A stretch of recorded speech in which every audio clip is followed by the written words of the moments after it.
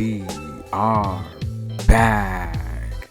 Thanks for clicking on the link. Welcome to Good Energy. Enjoy the content, and everyone have a blessed day.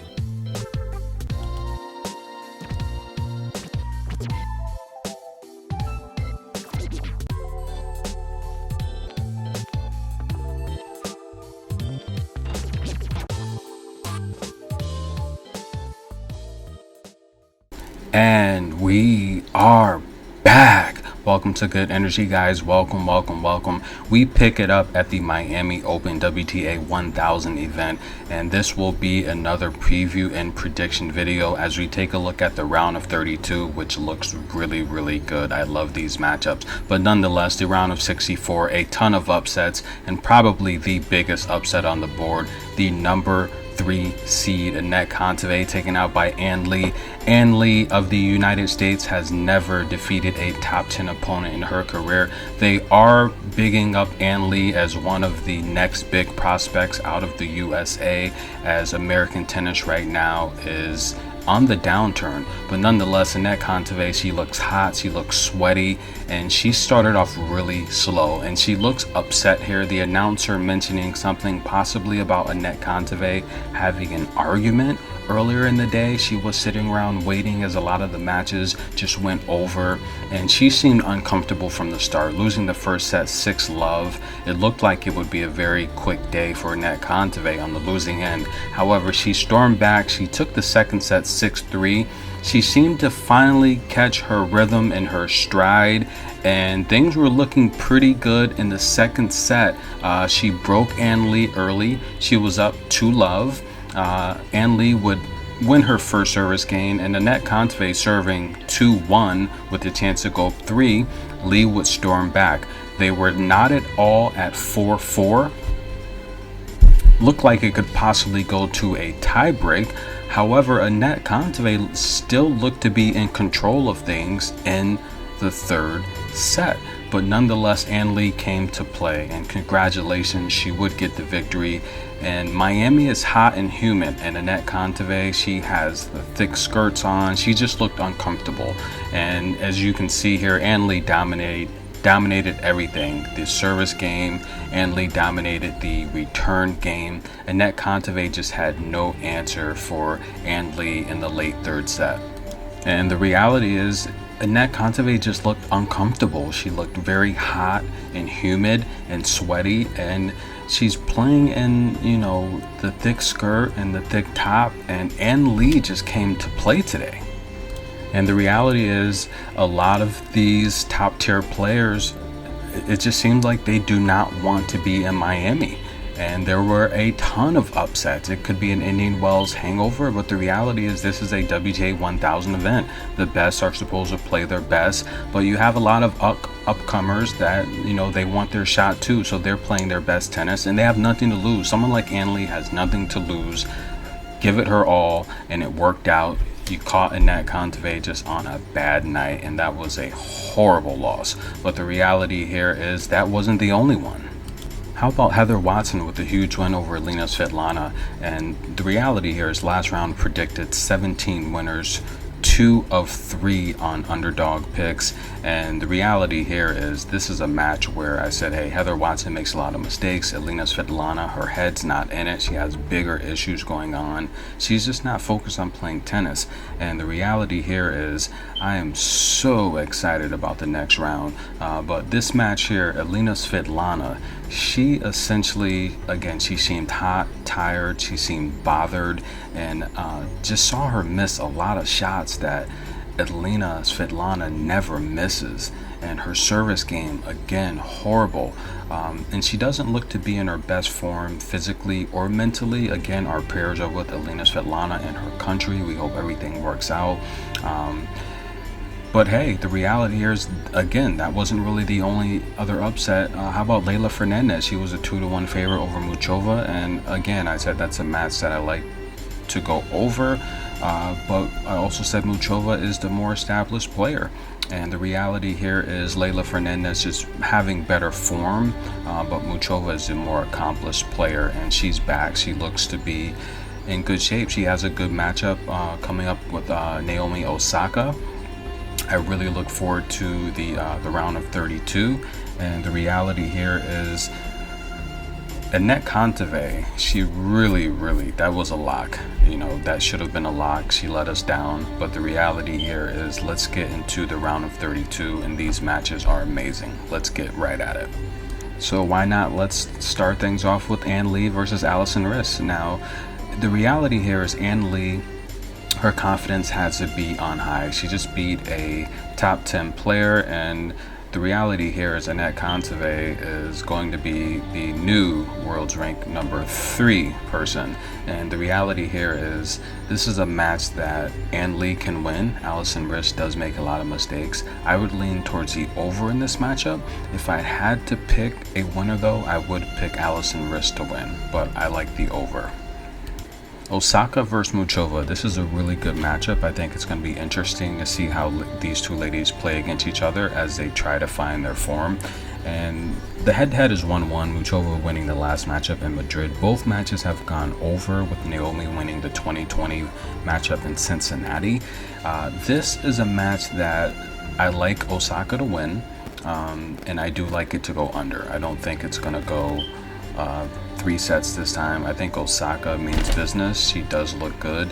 Muchova, although she beat Leylah Fernandez, she was very tired, and if Leylah would have pulled out that tiebreak, I think Leylah would have won just off of fatigue. And I think just Muchova's form, she does have a really good net game that could cause Osaka problems, but I do think Osaka's power is going to have to make Muchova make some adjustments that's not going to go her way, and it's going to lead to a lot of errors. So I do like Osaka to win, and I like it to go 2 sets. Danielle Collins coming back from injury, trying to find her form, a little shaky in her last outing, but the reality here is Zvonareva is, Danielle, I think, is going to win this match. I do think Danielle should be able to win it in straight sets, but I do like Danielle Collins to win this, and this is definitely one of the locks of the day. Danielle Collins winning this matchup. It's a good price as well. Danielle Collins wants to climb the rankings, and for the sake of American female tennis, they need it. And I think Danielle Collins, great story. I love her passion. Her parents didn't have the money for her to take the traditional route. She went to college. She won the national title a couple times. She dominated. Danielle Collins' power is going to be too much for the older woman. That's a lock of the day. Pegula versus Rybakina. This is really a 50-50 matchup, to be honest with you. Pegula looked really good against Sloane Stephens. I thought Sloane put up a much better fight. Pegula looked really good, and that is scary. If you follow the channel, I tell you all the time, Rybakina struggles against shorter players, and Pegula has the arsenal to frustrate her. I'm not sure where Pegula is though. She looked very bad against Buskova at the Indian Wells. Is she healthy? She looked really good against Sloane Stephens. So Pegula's the underdog. This is the matchup I would take the over. If I had to pick a winner, I would go with the underdog, Pegula, because she has the tools that could frustrate Rybakina. Once she isolates her power, Pegula could potentially upset. So I like the over with the lean towards Pegula. So Kalina, that was one of the upsets I took over Madison Keys, and the reality here is this is a matchup she could win against Haddad Maia, but the reality is Haddad looked really good against Sakari. That's a matchup that I thought Sakari would win. Okay, another upset, but looking at these two players, really they're a lot more equal than the experts are suggesting. And if I had to pick one to win this match, I would probably like to pick Kalina to win this match. I just think she's a little bit more versatile. I mean, Haddad, if you can keep her moving around, vertical, horizontal, that can really disrupt her game. I think at this point in their careers, Haddad making the comeback, but Kalina, she's just got a better arsenal. So I would pick Kalina to win that matchup. Corey Gauff versus Zang. This is a matchup here that I'm just not really going to spend too much time on. Zang, older woman, 33 years old now, very accomplished, but the reality here is Gauff, I think, is going to be too youthful, too many tools for Zang, and the reality here is Zang doesn't have the best serve. Gauff's going to have plenty of opportunities to return and set up the shots and angles that she wants to win these rallies. Playing vertical, horizontal, she's going to mix and drop shots, and if there's a time that Coco Gauff needs to do something, it's this tournament. The remaining draw is wide open. This would be an amazing, huge win for Coco Gauff. We need to see something, Coco Gauff. You're playing in Miami, you're playing in your home country. Coco Gauff has a chance to win this tournament. On Jabor versus Kai Kanepi. Kai Kanepi has the power.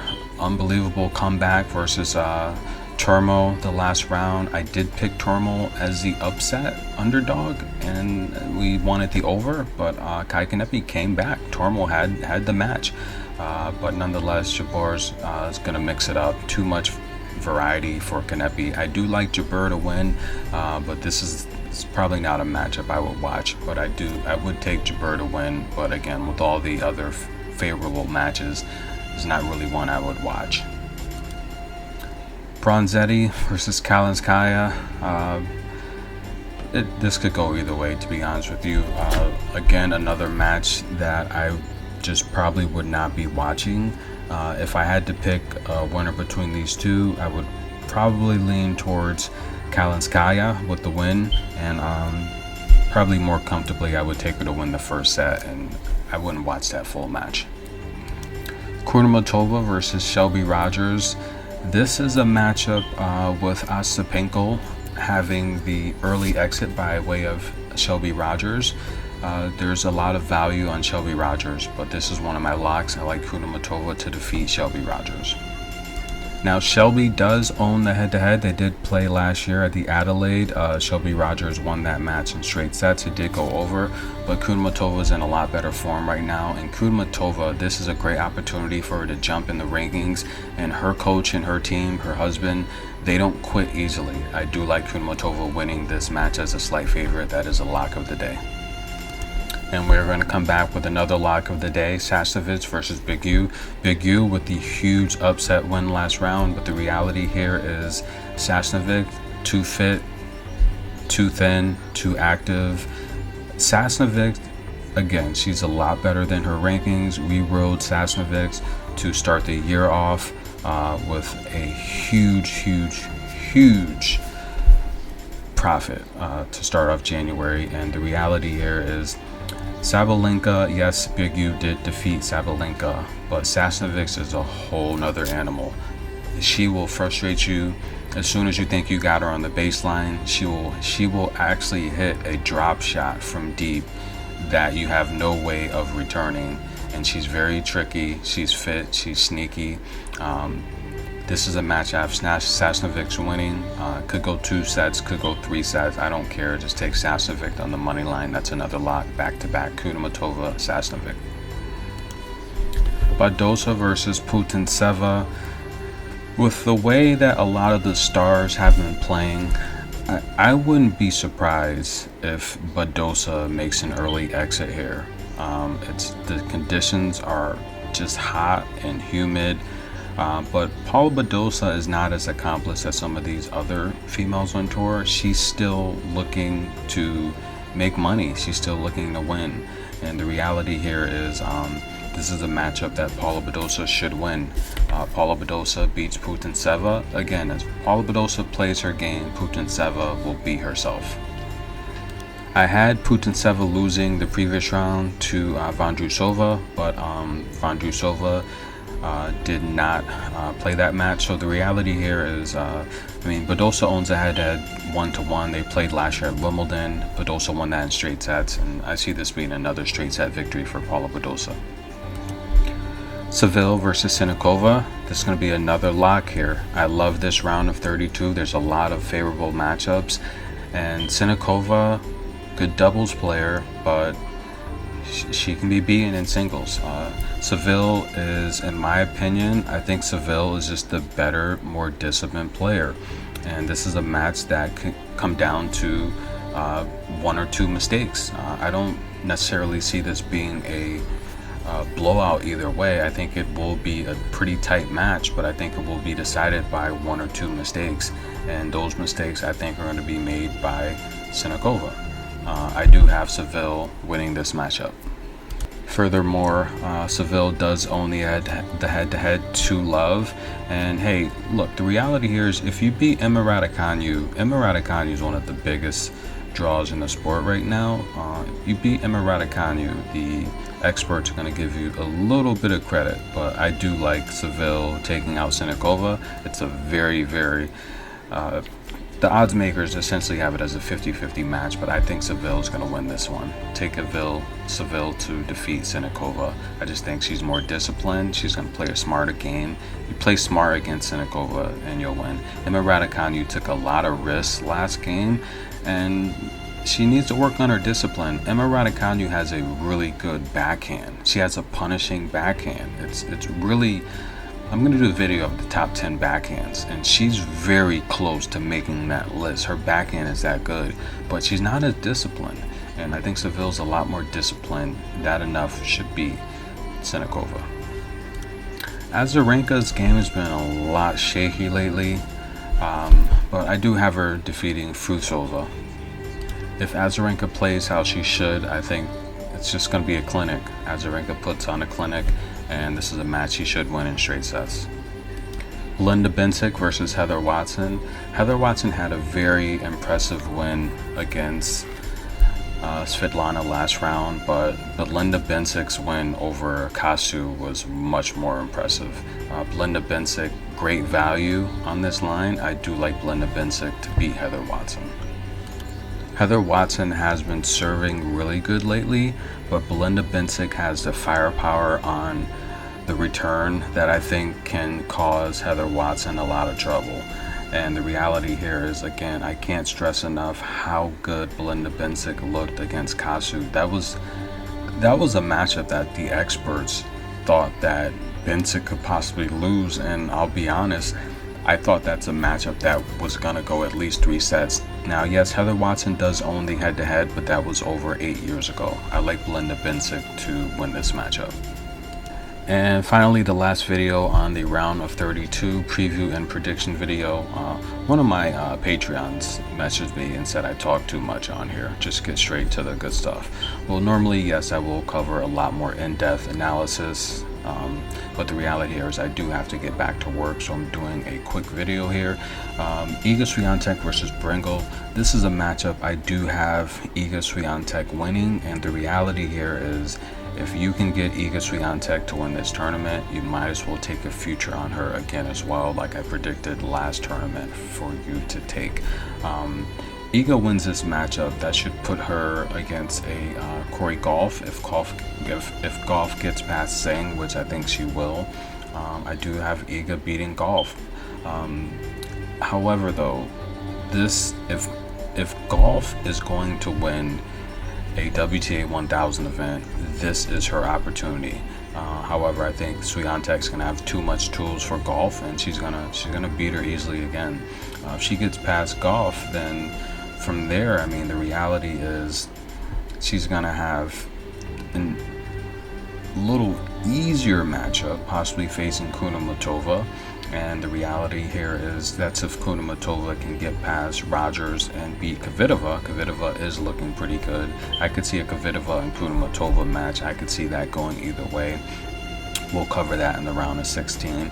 But the reality here is the only one really that can challenge her on this side of the bracket would be possibly a Paula Badosa or a Azarenka. The Azarenka-Badosa matchup looks to be pretty likely, and Azarenka could easily get past Paula Badosa. We saw that 3-setter, amazing thriller, instant classic 2021 Indian Wells final. I think Azarenka's going to want revenge for that, but nonetheless, the toughest players that are left that could disrupt Iga Swiatek would possibly be a Paula Badosa and Azarenka, and possibly maybe a Kudermetova. I think Gauff may challenge her, but I could see Iga pulling away 6-4, 6-4, something like that. But again, if there's a future for Iga, take her to win it. The draw is just weak. Iga's playing really, really good. She's coming into form, and again, she just looks good. And hey guys, that's going to conclude this video. Thank you for listening. Check out my Patreon. I will put some official locks there. Again, 17, 18 winners, a few underdogs last round, but the reality here is this round of 32 looks really, really good. A lot of these tournaments depend on the matchups and what the matchmakers put, and this round of 32 with the upsets, it looks really, really good. This is going to be a great round, so check out my Patreon, and thank you guys for the love, support. Please like, subscribe, smash the comment button, tell me who you think's going to win, tell me what matchup you think possibly could go a different way. But hey, thanks again guys, this is Good Energy.